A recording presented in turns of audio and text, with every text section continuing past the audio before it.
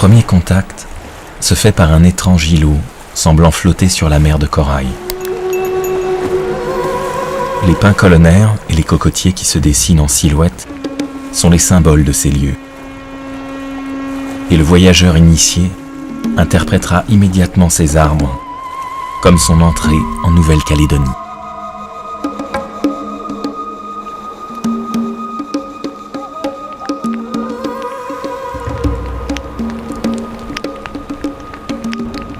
En arrivant sur ces côtes, je rencontre quelques grands-mères déambulant nonchalamment sur le platier corallien, fraîchement découvert à marée basse.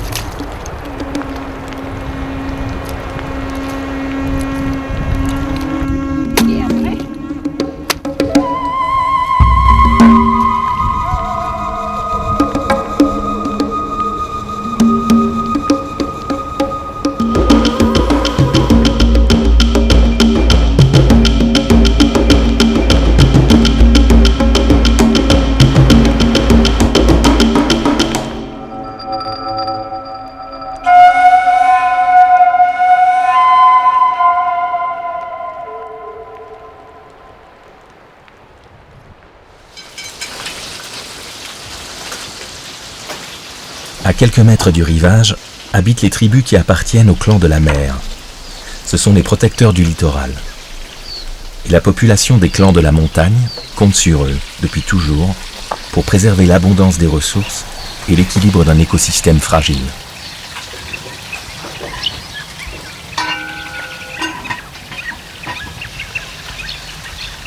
Quand la saison des poulpes est finie, c'est la saison des langoustes. Alors ça, c'est la pêche aux langoustes, c'est réservé aux hommes. Aux hommes, c'est la ligne ou le filet, ou l'épervier. Tandis que nous, les mamans, c'est sur le platier, aller chercher les poulpes. En tant que maman, je ne pourrais pas aller mettre le filet et puis cerner les bandes de poissons. Ça, c'est réservé à mes enfants, les garçons, ou bien à mon mari. C'est traditionnel et c'est un respect. Voilà. Tandis que le poulpe, moi je peux le pêcher comme mon mari peut le pêcher, ça c'est ouvert à tout le monde.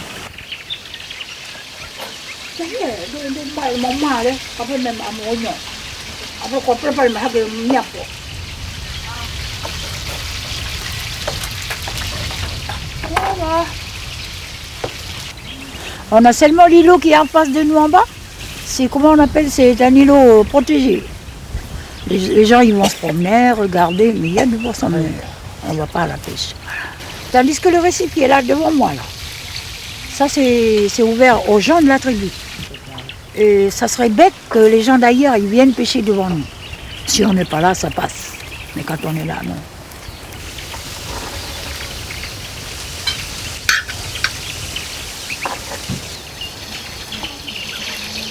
Il faut préparer le chouchine pour le poulet.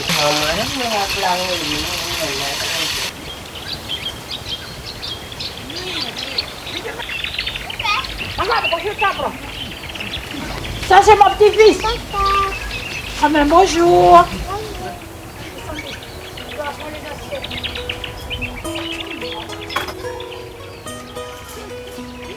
On a mangé.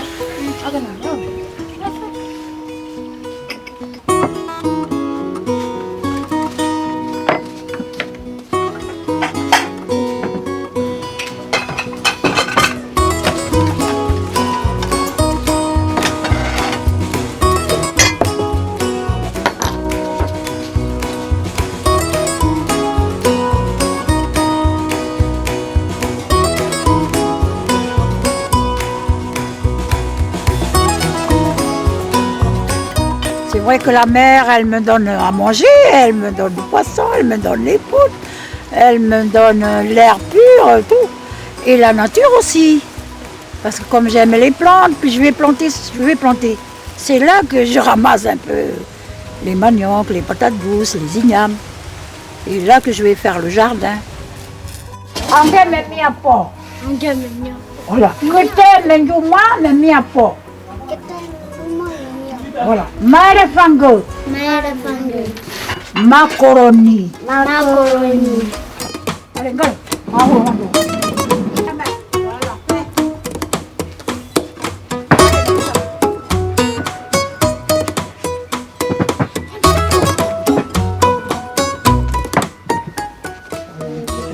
Et du Fils et du Saint-Esprit. Amen. Bon appétit à tous. Merci. Wanda Jeboe.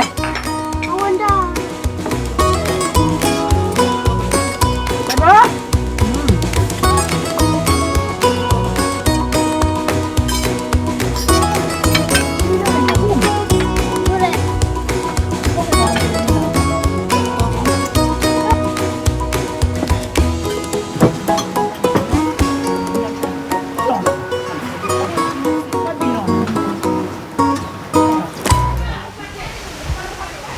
Je ne saurais dire si c'est leur hospitalité naturelle ou une forme de douce indifférence, mais je me sens bien auprès de cette famille.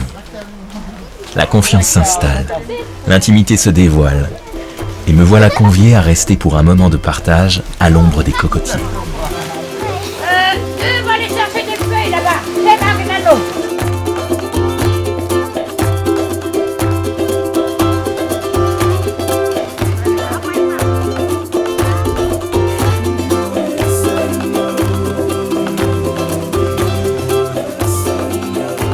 Ah oui, c'est comme ça que j'ai appris. Oui, c'est en regardant, en écoutant. Je suis curieuse. Hein. J'ai un grand frère qui a été au Vanuatu, qui a fait le tour. Il dit, quand tu fais ton lait de coco, t'as pas de passoire, t'as rien. Tu mets le coco là-dedans, tu le mouilles un peu. Et voilà, la passoire, elle est là. Et le jus, il sort bien pur. Là. Allez, on a fini.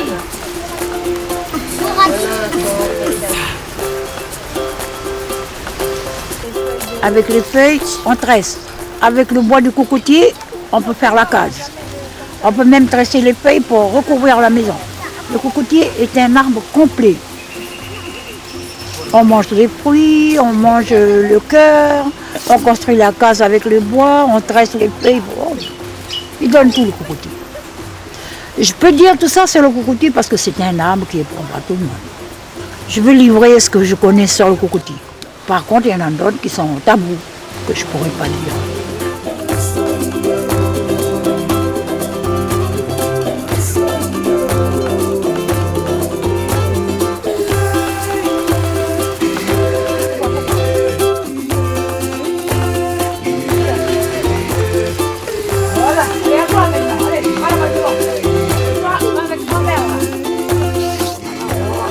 Nous, on a souvent des grands rassemblements autour de l'INAM.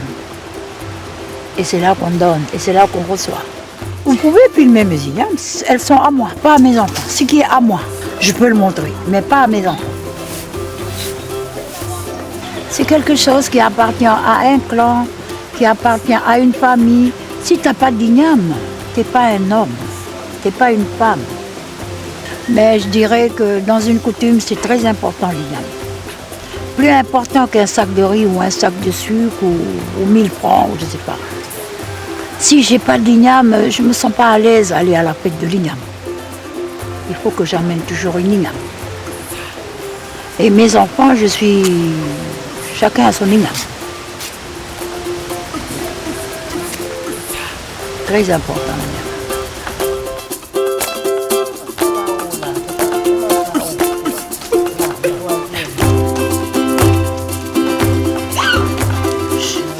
Je connaissais l'importance de ce tubercule chez les Mélanésiens. En alimentation, avec le manioc et les tarots, il est incontournable. Mais la manière dont cette femme en parle, et surtout ce qu'elle ne me dit pas, m'intrigue, et me laisse entrevoir tout un univers mystique autour de cet aliment.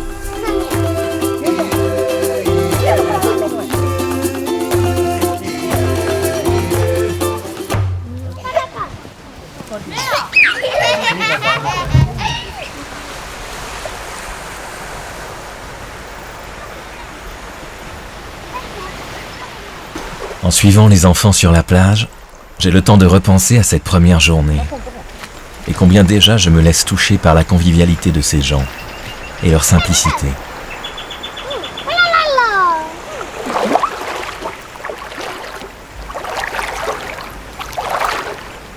La mer est belle et généreuse sur ses côtes.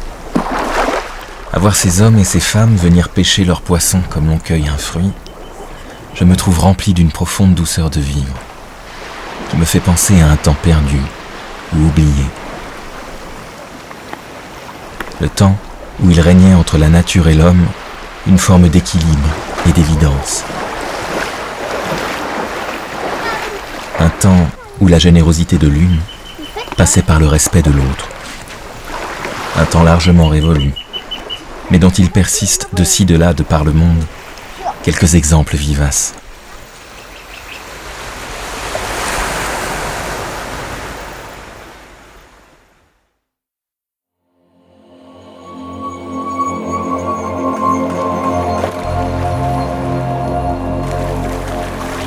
Il me revient à la mémoire les mots de cette femme pêcheuse de poulpes à propos de l'igname.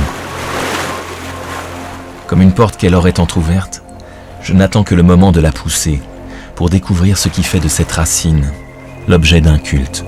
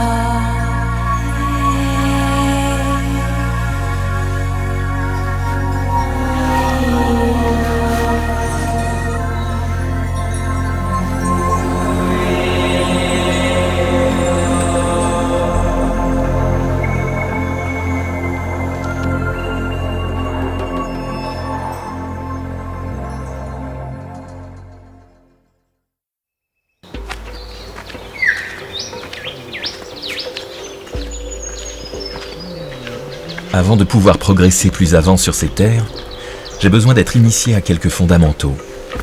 Je cherche donc une forme de légitimité auprès d'un grand chef de clan. Ici, toute nouvelle rencontre passe par ce que les Kanaks nomment un geste de coutume.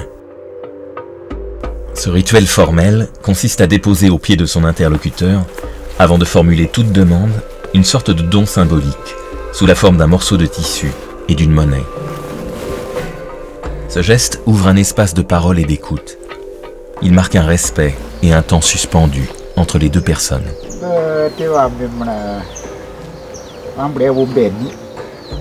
La cour d'une case, c'est là où on manie les coutumes. Les coutumes, oui, la coutume kanak, ça ne se fait pas dans les maisons.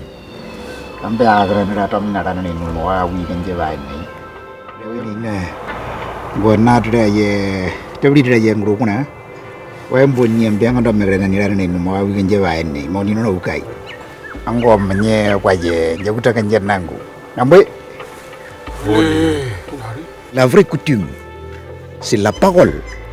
La parole qu'on s'était dit lorsqu'on dépose un geste. C'est cela la vraie coutume. Le geste meurt, mais la parole ne peut pas mourir. La parole pour un Kanak, c'est l'être exprimé. Alors l'être, j'appelle ça l'être, on peut dire la vie, la portion de vie qui vous anime. Les Kanaks ont des croyances. Or, ils croient au mythe. Lorsqu'on parle avec des gens qui ne sont pas initiés, pour eux c'est une utopie. Mais nous on croit à ça. Le Kanak, dans sa croyance, ne croit pas à la mort. Il croit que quand on dit que quelqu'un meurt, il est en train de rentrer chez les vieux dans l'invisible.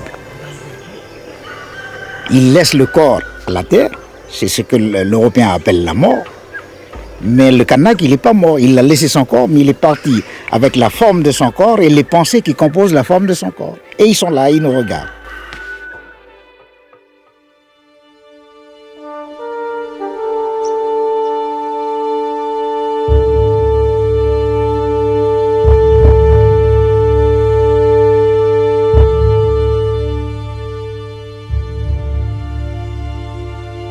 La Grande Terre. C'est comme cela que l'on nomme l'île principale de la Nouvelle-Calédonie. Elle se dessine tout en longueur au milieu de l'océan Pacifique.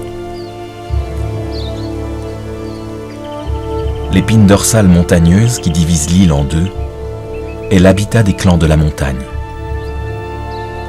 Cette longue chaîne s'étendant du nord au sud crée une incroyable variété de paysages et de climats. Un cadre idéal, un Éden pour les naturalistes et les amoureux de la diversité.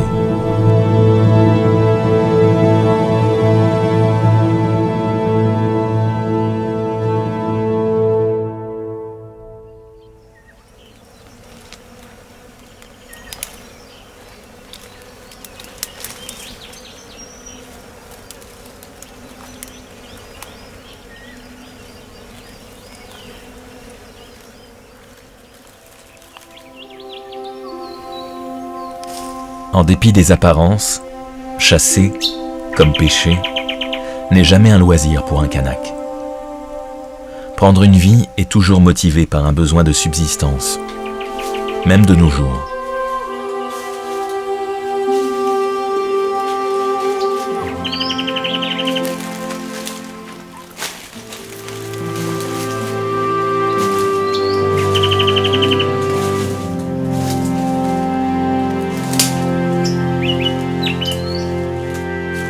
En attendant de voir où les pas de cet homme me mènent, j'observe les branches d'un banyan sacré tombant du ciel. Comme un reptile, elle serpente un temps sur le sol, puis plonge silencieusement sous terre, se transformant lentement en racine.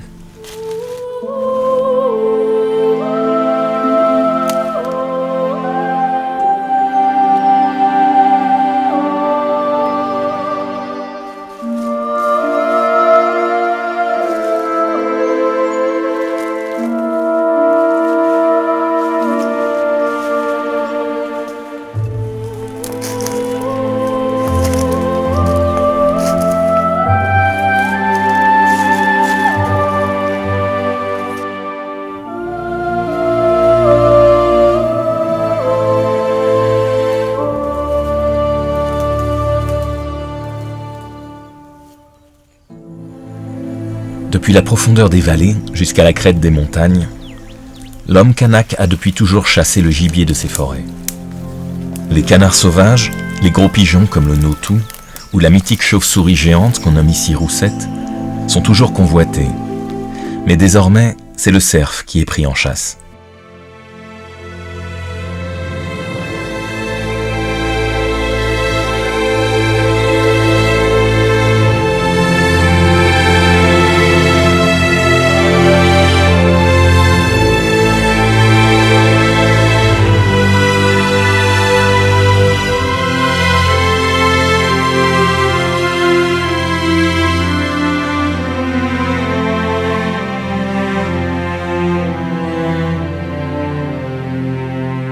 Une fois n'est pas coutume, aujourd'hui la chance était du côté de l'animal.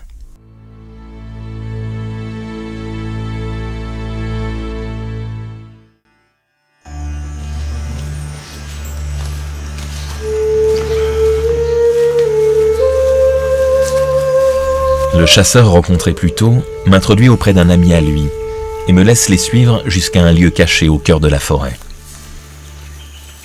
La nature protège et abrite aussi l'invisible. Et il faut être initié ou invité pour fouler certaines terres. Car les anciens veillent, et parfois un puissant tabou, une protection posée par le gardien des lieux, protège les parcelles contre les intrus.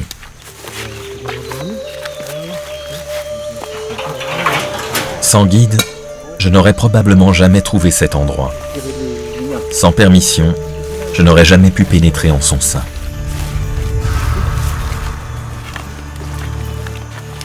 Un champ d'igname comme celui-ci a bien plus de valeur qu'il n'y paraît, car en Nouvelle-Calédonie, on vénère la terre comme dans peu d'endroits dans le monde. C'est ici, dans ce type de champ caché dans la forêt, qu'un homme entre en dialogue avec la terre-mère. C'est un berceau, un sanctuaire, un lieu de communion, un espace intime. Probablement enfouies dans l'un de ces sillons depuis presque un an, quelques pierres magiques rituelles continuent à distiller lentement leur pouvoir aux ignames.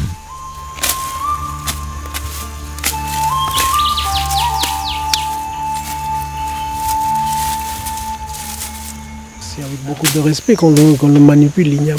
Quand on la déterre, on est obligé de s'agenouiller pour le sortir de terre. Quand on la met dans une marmite, on le serre avec beaucoup de précautions. Il faut faire attention, il ne faut pas l'attraper et le jeter. Il faut prendre son temps pour la poser, la présenter. On fait attention, c'est comme un bébé pour nous, l'igname. J'ai un champ très personnel. Je me suis sacrifié mon temps l'année dernière pour mettre en place ce petit champ. J'ai environ une centaine de pieds et que j'utilise uniquement pour la coutume. Les récoltes, c'est moi-même qui les font les récoltes. Donc j'ai récolté à peu près 600 kilos d'igname. Voilà. Quand je suis dans mon champ, je sens que je me sens fort et puis je sens que les anciens ils sont autour de moi pour m'accompagner parce que l'igname elle vit en ce moment par rapport à notre coutume. Dans la coutume, c'est ça le respect. À chaque fois quand on passe devant quelqu'un, on s'abaisse. Mais l'igname, je pense que c'est plus fort encore parce que tu es obligé de te mettre à genoux pour le sortir de terre. Ben c'est comme quand dans la case, on est obligé de s'abaisser. S'abaisser, c'est le respect. Dans des cérémonies coutumières, une igname est un symbole très fort. Avec une igname, on peut demander pardon. Avec une igname, on peut aller chercher une fille dans un autre clan. Avec l'igname, on peut la présenter comme une offrande à un clan. L'igname est le fruit de 9 mois de labeur. Mais ce tubercule, bien avant d'être un aliment, est l'expression d'un dialogue, celui d'un homme avec la terre. En se nourrissant dans un sol ancestral, cette racine incarne l'esprit des anciens dans ce monde.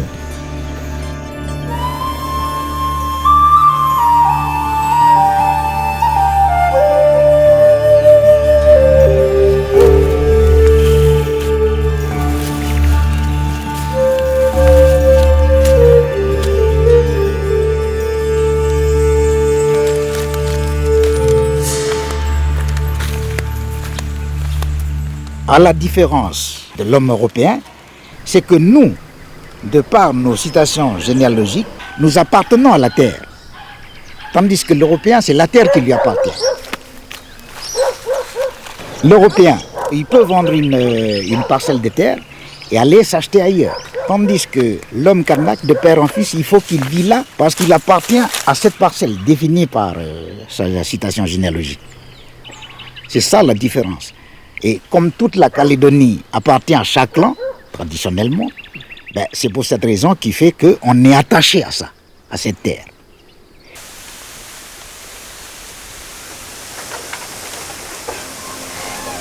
Le vent dans les branches fait craquer le bambou, comme le vieux pont d'un bateau. Je m'imagine le vaisseau d'un grand navigateur, sillonnant les océans et découvrant cette terre.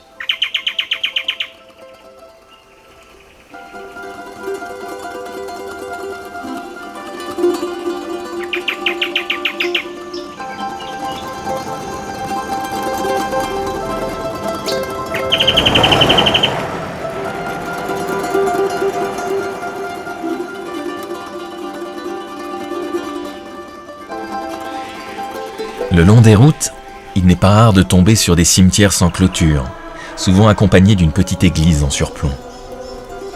La religion chrétienne a pénétré toute la population de l'île.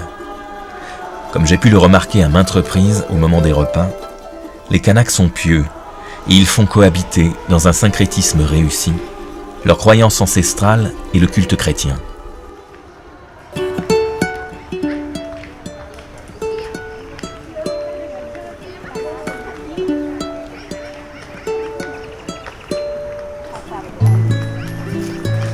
De la même manière, les tombes de ce cimetière cohabitent sereinement avec les esprits des anciens. L'atmosphère douce de cette sortie de messe, entre fleurs et chuchotements, montre combien l'approche de la mort peut être différente, selon que l'on y voit une fin ou un passage.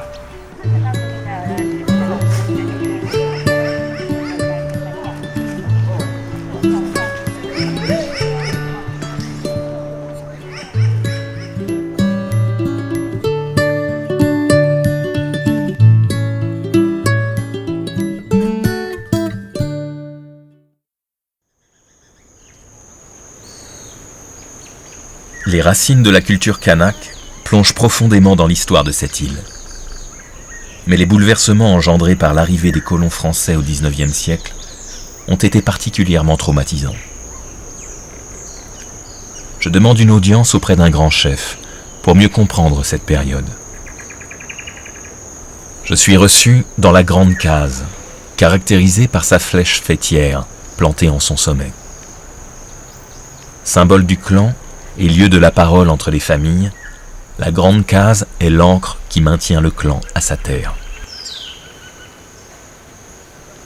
Je suis une descendante de la grande chefferie de cette région, que à l'époque c'était mes grands-parents, ce qui fait que moi je suis une dernière de la famille, c'est moi qui ai hérité de la chefferie après.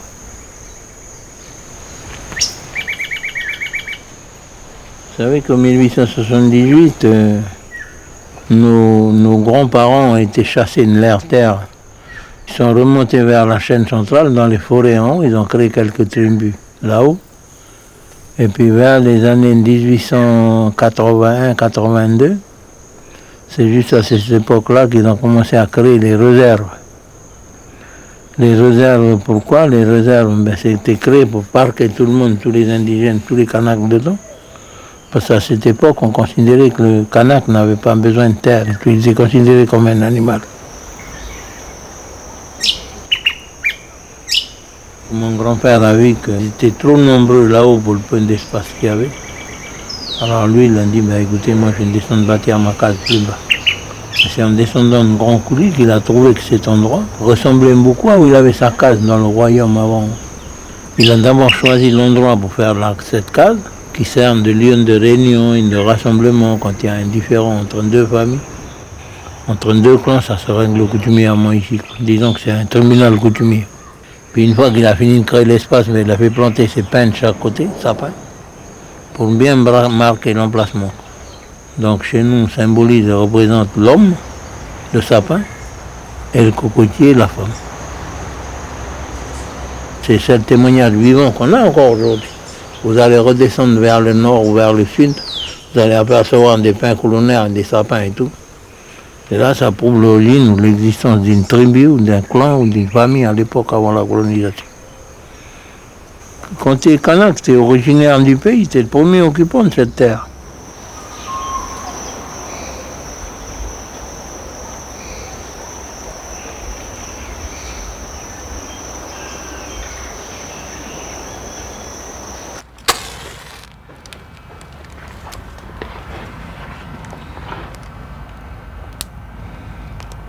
À chaque fois qu'il y a un feu d'allumé ici à l'intérieur de la case, c'est quand il s'agit de réconcilier deux personnes au conflit, par exemple.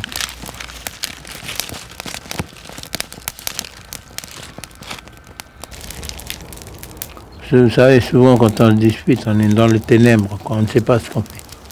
Vous savez, quand vous êtes dans le noir, mais vous ne savez pas où est le danger. Donc le feu sert à ça, à réorienter, remettre sur le droit chemin les deux personnes en conflit, ou bien éclairer tous les chefs de famille qui siègent à l'intérieur Pour pas qu'il y ait trop de parti pris pour l'un et puis on défavorise l'autre.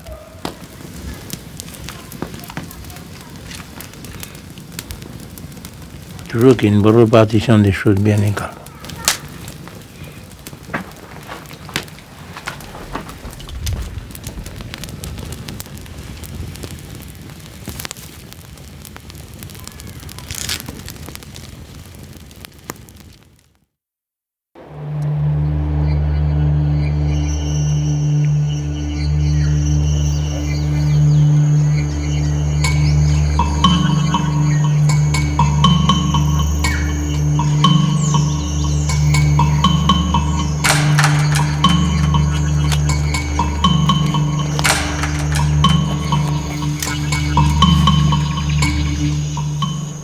Ici, vous avez les clans de la mer et les clans de la montagne.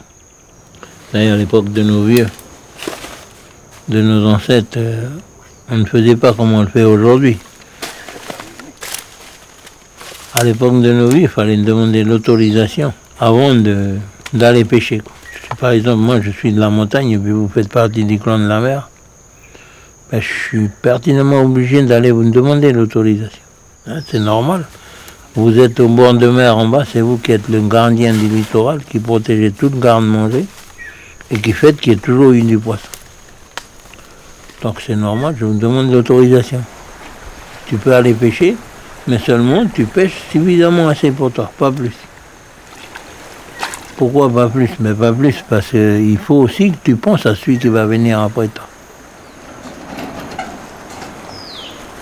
Ou bien quelquefois, on te donne l'autorisation d'attraper plus que tu en as besoin. Seulement quand tu arrives avec ta pêche à la maison, ben, tu gardes ce que tu as besoin pour ton foyer. Et le surplus de ce que tu as, ben, tu partages avec tout le monde. C'est l'esprit de partage. Pourquoi? Mais peut-être parce que la semaine prochaine ou dans le mois prochain, toi tu vas faire une bonne récolte de ton champ, de ta culture et tout, ton champ d'igname, manioc, taro, banane. Tu vas toujours partager entre tout le monde. Ah, mais ça a toujours été comme ça. Ici, c'est pareil. Hein. Dans toutes les tribus, dans tous les endroits ici en Kanaki, ça a toujours été comme ça. Chaque chefferie, chaque endroit a ses différentes sculptures, décorations et tout, qui symbolisent différentes choses dans le monde coutumier. Deux grandes sculptures, un marron de chaque côté, là, qui représente et symbolise le gardien de la chefferie. Après, à côté des deux marrons, vous avez deux petits gris, là. Ces deux-là, ils représentent et symbolisent l'esprit gardien de la chefferie, mais c'est aussi le symbole de l'orientation.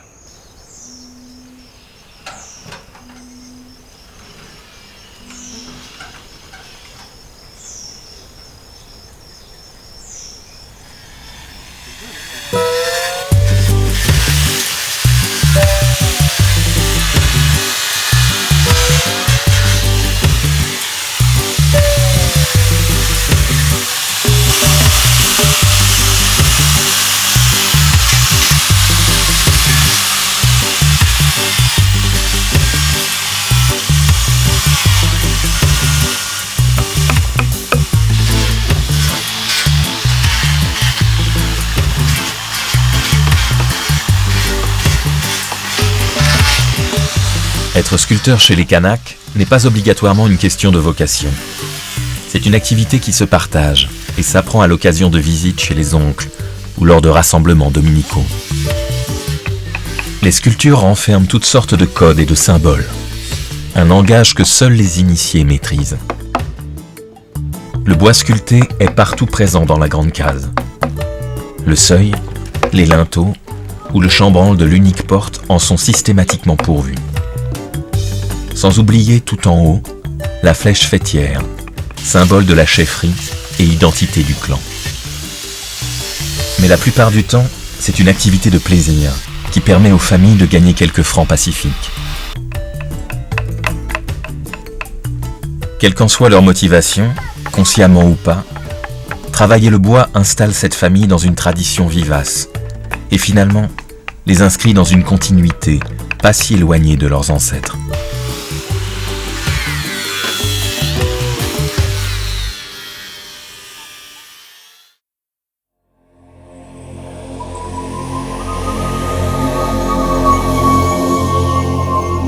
Les arbres sont la mémoire du monde. Et ici, la mémoire d'un clan. Dans les mains d'un sculpteur, le bois libère les esprits et nous raconte son histoire.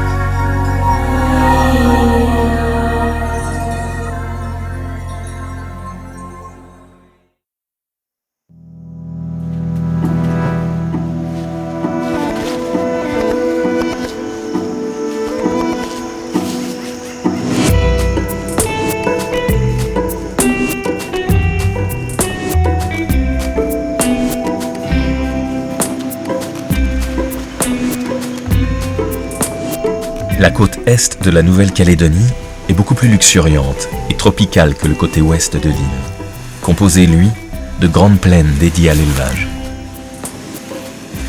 Cette région est également plus authentique, plus originelle en remontant vers le nord. Comme souvent, lorsque je découvre une nouvelle terre, mon sentiment de liberté grandit à mesure que je perds mes repères. Je m'enfonce dans la jungle, guidé par les pas d'un chasseur.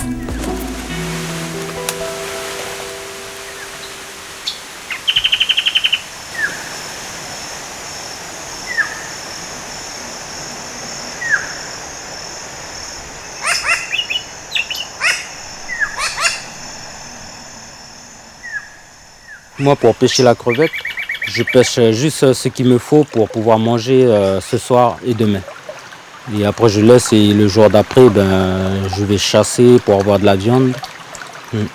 Mais je ne vais pas pêcher à grande quantité, quoi. Si jamais on est 2 personnes, je vais pêcher juste 10 crevettes et ça me suffit, quoi. C'est mon garde-manger, la rivière, et je ne vais pas abuser à pêcher tout ce qu'il y a dans la rivière.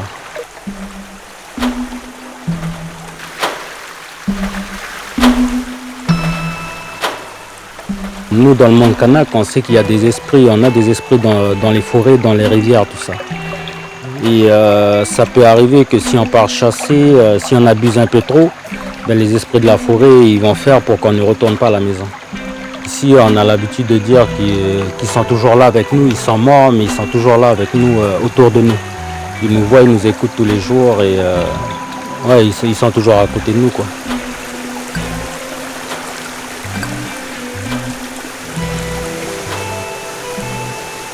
Pour chasser et pêcher, déjà moi je l'ai appris depuis mon plus jeune âge avec mon père, mes anciens. Et celui-là je le transmets aussi à mes enfants. Là on était en vacances ici avec plusieurs de mes neveux. Je les ai appris à chasser, comment repérer des traces, pister, tout ça. Et avec la modernisation maintenant, ils préfèrent avoir le téléphone, la voiture et ils vont pas trop dans les montagnes, dans les rivières, tout ça. Ouais. Avoir ça, c'est à croire qu'ils n'aiment pas manger la viande ou manger la crevette. Et quand tu mets le plat sur la table, c'est le premier à sauter dessus. Ouais.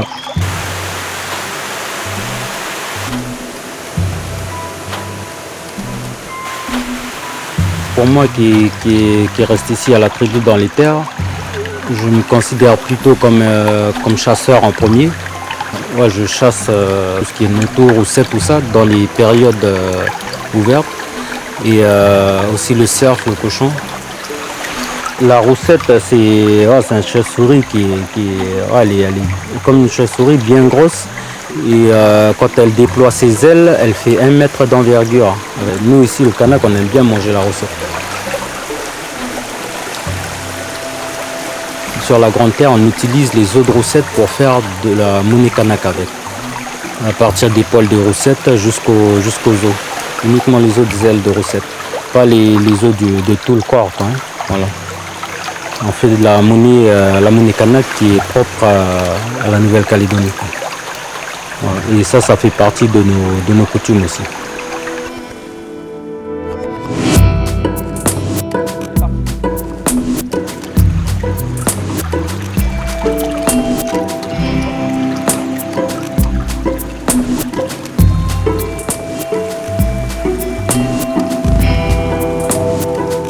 La roussette est une chauve-souris aussi discrète que mythique.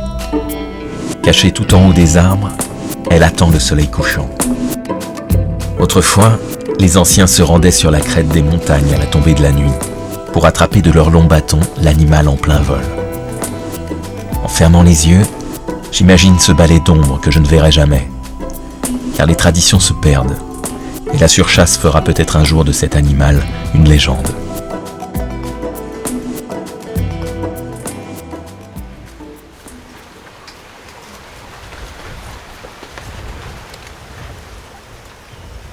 Doucement, je commence à comprendre ce peuple et quelques subtilités de leur richesse culturelle.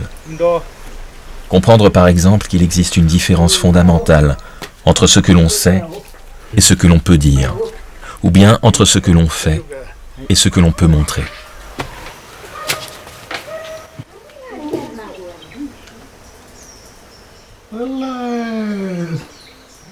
Merci.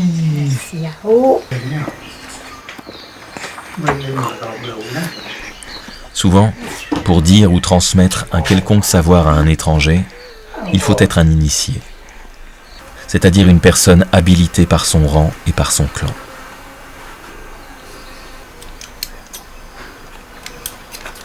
Fabriquer de la véritable monnaie kanak n'est pas donné à tout le monde. Il faut l'avoir appris des anciens et le pratiquer régulièrement. Ils sont peu sur la Grande Terre à posséder ce savoir-faire, et encore moins nombreux à vouloir livrer l'intimité de sa confection. Je mesure donc ma chance quand cet homme m'ouvre les portes de son atelier pour me permettre d'assister à la confection d'une monnaie sous le regard attentif de son disciple. Dans le clan, c'était mon frère qui faisait la monnaie kanak. Il habitait dans la vallée derrière la forêt. À son décès, j'ai repris sa place et c'est moi qui fais la monnaie maintenant. J'ai appris en le regardant faire. C'est comme ça qu'on apprend ici.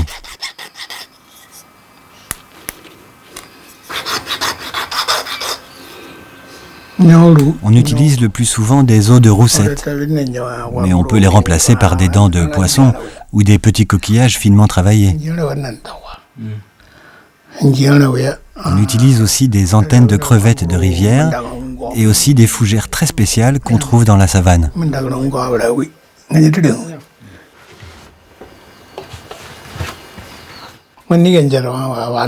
C'est la monnaie du Mélanésien. Ça remonte à très longtemps, bien avant l'arrivée de la monnaie occidentale. On pratique toutes nos coutumes importantes avec des nattes et de la monnaie kanak. C'est pour les moments importants comme un mariage, une naissance ou un décès. C'est notre culture.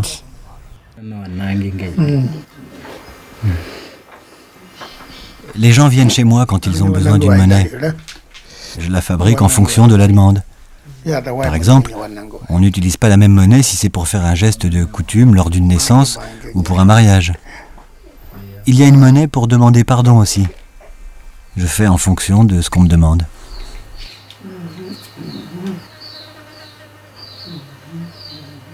Je préfère travailler mes monnaies pendant la nuit. Le jour, il y a toujours quelque chose à faire. Il faut aller chercher du bois pour faire à manger ou quelqu'un passe pour dire bonjour. Par contre, la nuit, c'est calme. Je peux bien me concentrer. Il y a la présence des anciens. Je les sens autour de moi. Ils m'accompagnent pendant que je fais les monnaies.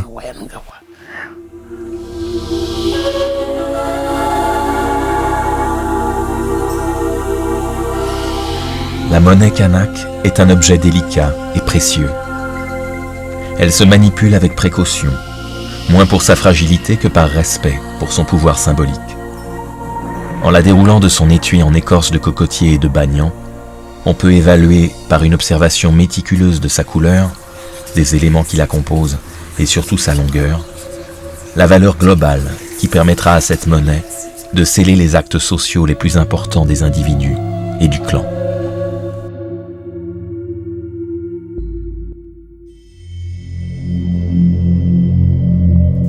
La parole est sacrée et le chef exprime la parole de tous. Son souffle, à travers le son sourd de la conque, enveloppe avec la douceur d'une feuille de bananier, forêts, rivières et mangroves, et nous transporte vers le temps des origines.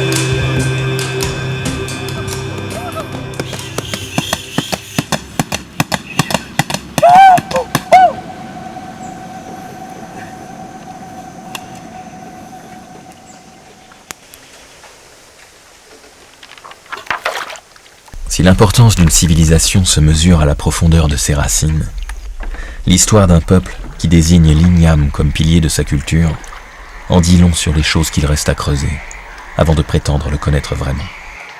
Plus qu'une découverte, c'est un don que j'ai vécu durant ce voyage. Ce peuple et cette terre, par les valeurs qu'ils transmettent, résonnent en moi pour longtemps, et la Nouvelle-Calédonie restera dans mon histoire personnelle de ces rencontres qui font grandir. Le monde n'attend pas, et je suis pressé d'aller à sa rencontre.